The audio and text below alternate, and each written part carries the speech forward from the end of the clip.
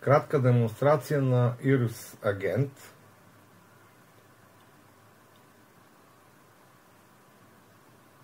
Екрана, в който се мониторира Iris Agent, е жив с Live Updates. Как работи? Ами ето, например, ако се пропадне едната връзка, автоматично това се отразява, другата.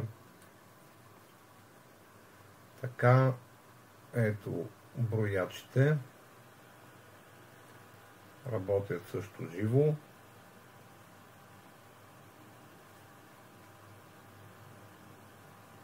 Има си рефреш. Така, да видим какво ще стане, ако отпадне бекенда. Така. Ето, загубихме връзка.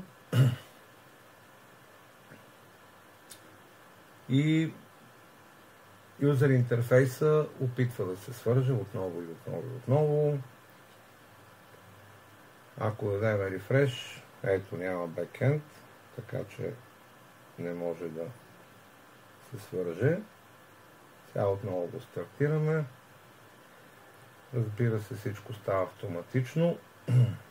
И ето го.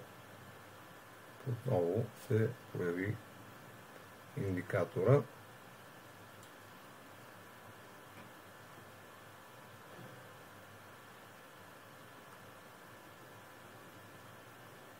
И продължават броячите да си работят.